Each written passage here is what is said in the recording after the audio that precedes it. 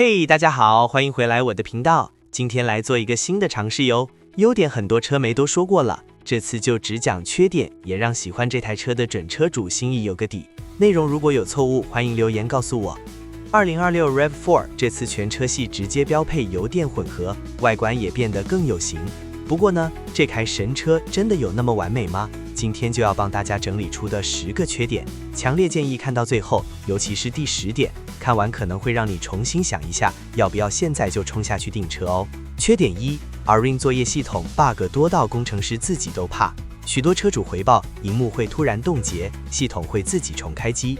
Apple CarPlay 大概有5%的几率连不上，花了上百万买新车，结果还要重开机，是在买低价手机吗？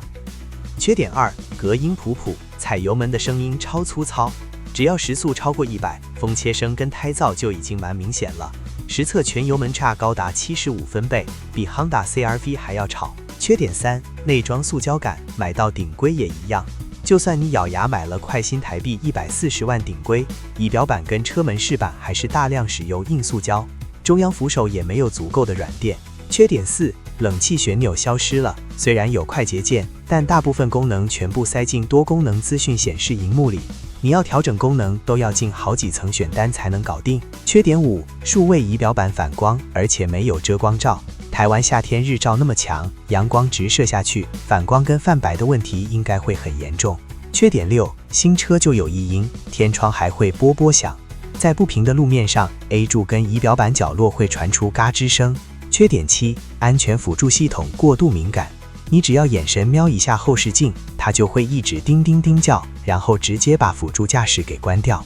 缺点8，空间略输对手，座椅偏硬，后座膝部空间只有37.8寸 ，Honda CR-V 有40.4寸，差了快3寸。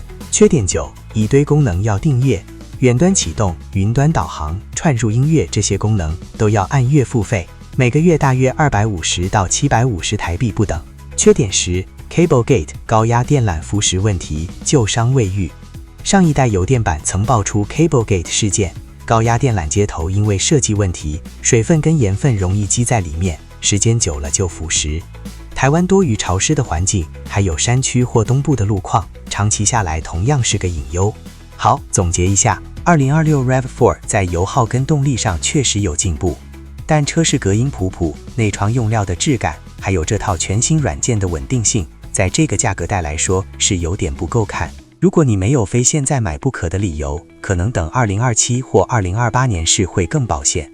看完这10个缺点，你会选择继续等 RAV4， 还是转头去看 CR-V 或 Territory 呢？欢迎在下面留言告诉我你的想法。